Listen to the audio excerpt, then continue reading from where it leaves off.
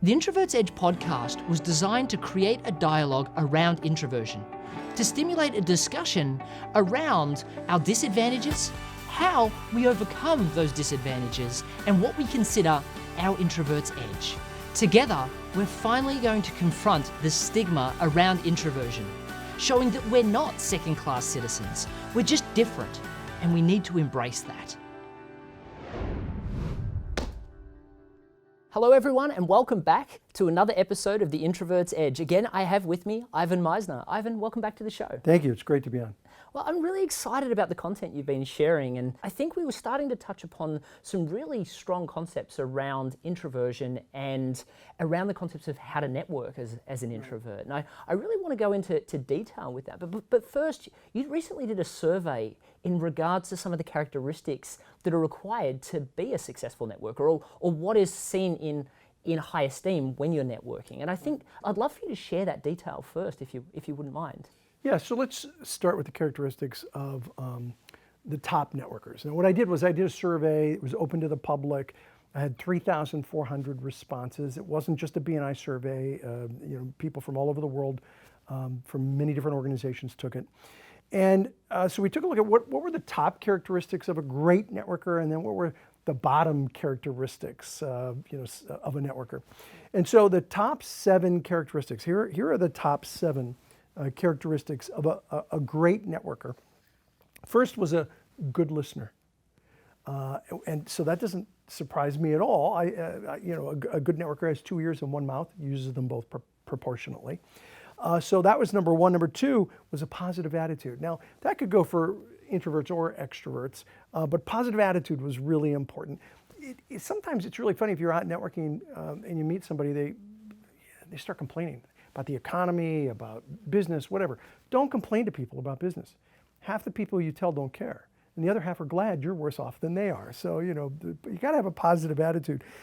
Collaboration was the third one, and that's often something considered with building relationships, more introvert than extrovert like.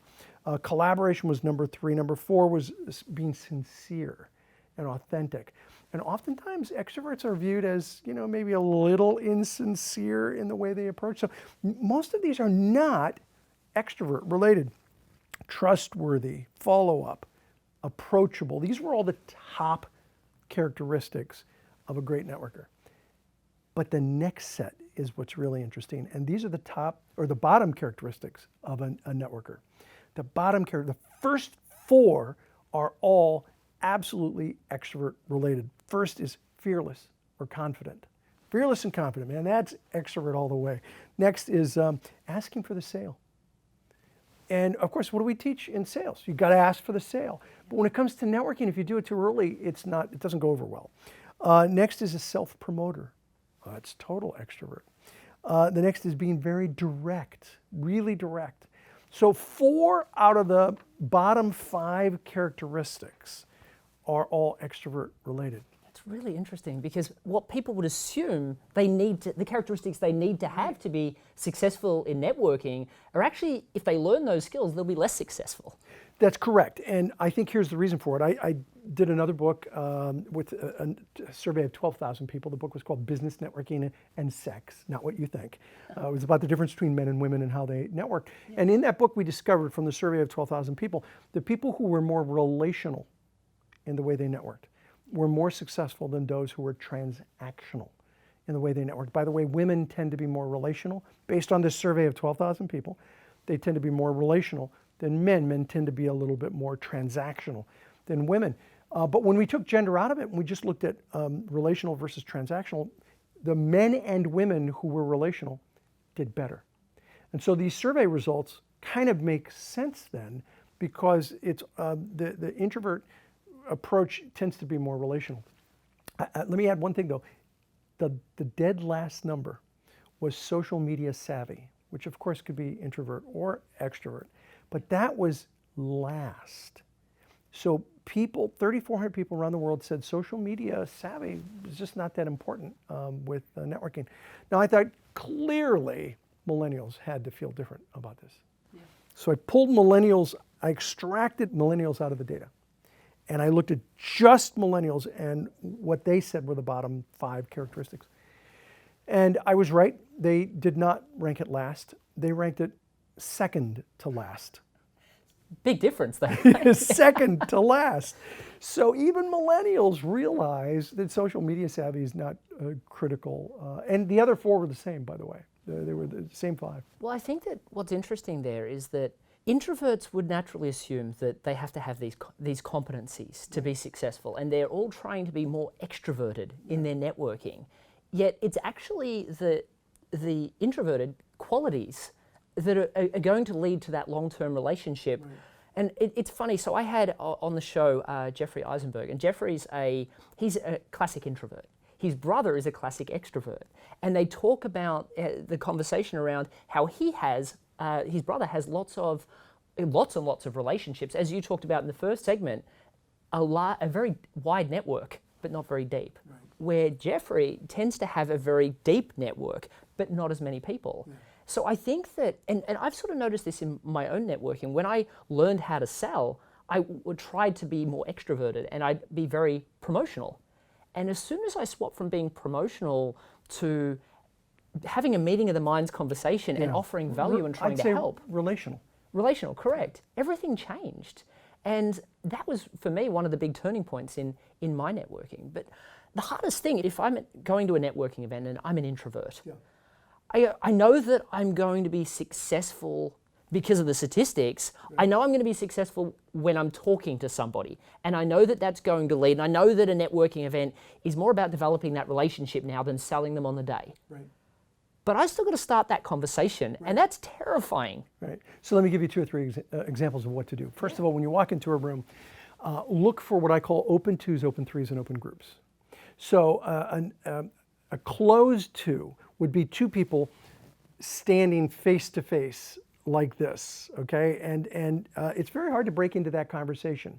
So, if you have the God view, right, you're looking down, they're like this. But an open 2 would be people, standing like this.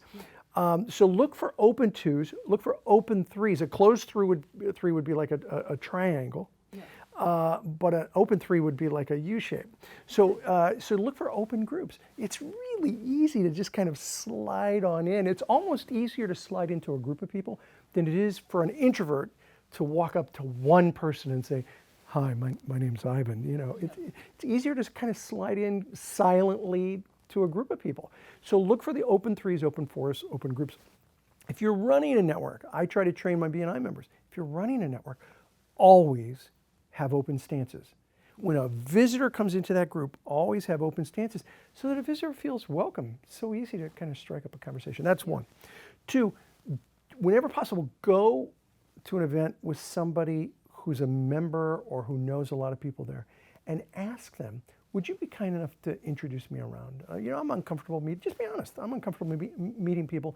Would you mind introducing me around? Now it's great to go to an extrovert to do that, because they'll love to do that. They're a connector, and so they'll connect you with many people. And just be honest with them and say, I'm a little uncomfortable, but I really want to meet people. Maybe you wouldn't mind making introductions, and just have them go around and introduce yourself. Now, of course, introverts probably get this naturally, but remember, when you're meeting people, it's way more important to be interested than interesting. So you don't have to try to be interesting, be interested. And so there's 2 or 3 steps to consider when you're going into a network of people you don't know. That's really great information. When I'm going up to this group of 3 though, or group of 2, I can imagine what I'd be feeling at that point. And for me, I'd be feeling anxious. Yeah. I'm going up to talk to that group of 2 or group of 3, and I'm going to be thinking I need to have something amazing to say, or I need to start, laughing at somebody's joke, or, I need to somehow engage with that group. What would you suggest the easiest way to start to be involved in that dialogue as opposed to being just a passive observer would be? Well, you have to be comfortable with whatever you're going to say. So if my suggestion doesn't work for you, that's fine. But for me, I would keep it very casual. Hi guys, my name's Ivan. Tell me about what you do. And then get them to talk. So be interested. Be interested. That's exactly it. I think that's really important, because I think that too many people are so focused on saying something interesting, as you said, Right. as opposed to just trying to ask about them. I mean, they're all at networking events, right? And they want people to ask them about themselves. Yes, they do. And if you're dealing with somebody who's good at networking, after they've talked about themselves, they're going to ask you, so tell me what you do. And then it's okay to be interesting, but first be interested. And you know, in being interesting, I recommend that you do a concept that's been around for a long time, a unique selling proposition. You want to say something that really gets people's attention. There's a company that I'm associated with called Ascentive, which has a great line. We help people create referrals for life. And then watch their eyebrow. Sam Horn, a good friend of mine who wrote a book called Pop, calls this the eyebrow test. When you use your unique selling proposition, their full unique selling proposition is we help people make more, work less, and create referrals for life.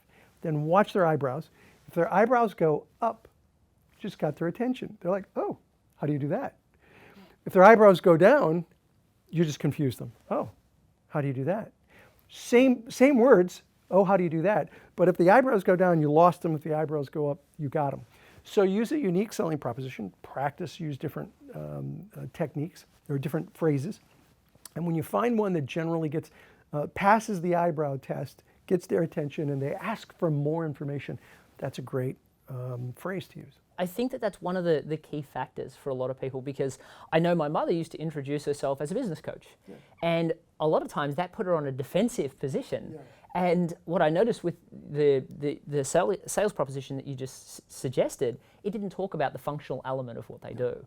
It talked about the outcome that they helped provide. Right. And I think I've spent a lot of time working with people and helping them understand how to get themselves from explaining I'm a videographer to I'm a narrative strategist, or I'm a ghostwriter to I'm an authority architect, because the goal is to excite and inspire people to want to know more, right, not put you in that defensive position. Do you have any advice for how people, in B&I they talk about the infomercial, the little 15-second what I do. Do you have any suggestions for how people should go about trying to create that? So if it's a one-time thing where you're meeting someone, you're not meeting them regularly, you absolutely have to focus on the outcomes, as opposed to, I'm a business coach. You want to focus on something catchy that I help people generate 50% more business, or whatever the data is that you've got. That kind of is an attention getter. Now, on the other hand, if you're going to a meeting on a weekly basis or a regular basis like B&I, it's a little different. There, it's all about educating people. You're not trying to make a sale, you're trying to train a sales force. So you go every week in groups like B&I, and you want people to refer you. That's what it's all about. So how do you get them to do that? You have to teach them what you do. And so each and every week is about breaking your business down to their least or lowest common denominator. One little sliver of what you do. And spend your time, usually you only have a minute or so, spend your time talking about that one little sliver. So that over the course of a year, you've given a lot of content for someone about what you do, so that when they are out there in the field, they go, you know what, I know somebody who does that. So on a weekly basis, specific is terrific when you're doing a presentation to a group. When you're just talking to one person, then it's about outcomes. That's brilliant. I think that's great advice. Well, Ivan, you've given us so much today, and I really appreciate you being so open with, talking about your introversion and talking about the systems and I guess the unique way that you found out about being an introvert. I think that offers a lot of value to people, because a lot of people get defined by their introversion, and I feel that it should be an empowering thing. I think you made it very clear that extroverts and introverts both have their disadvantages, yes, both have their strengths. Yes. And I'd like to say a lot of extroverts would consider that they have a specific edge, a thing that makes them uniquely able to do business and be successful in it. Yeah. I think introverts have that as well. And one of the things that I give all people pre-warning with is, I'm going to ask you what you consider your introvert's edge. And I'd love it if you would share, of all the things that you've accomplished, what do you think's been your real introvert's edge that's really got you to where you are today? So I really believe that networking is more about farming than it is about hunting. It's about cultivating relationships. For me, hands down, it's about collaboration. That I have learned to collaborate with people rather than tell people what to do. And through that collaboration, I have worked with many people to create communities all around the world, almost 250,000 members worldwide, all collaborating, all to build business for each other. That is, without a doubt, my introverted edge. That's unbelievable. And thank you for sharing that. Well, I know I've got a huge amount of value out of this interview. And again, for all the help that BNI has been to my family growing up, I really appreciate everything that you've done. I appreciate you saying that a lot.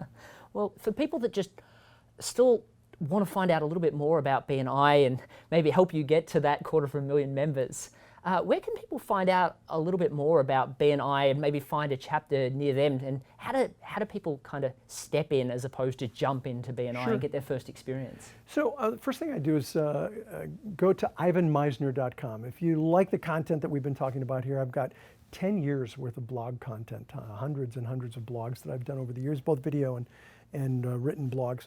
And then go to bni.com if you're interested in visiting a chapter. See what it's all about. Take a taste, take a look.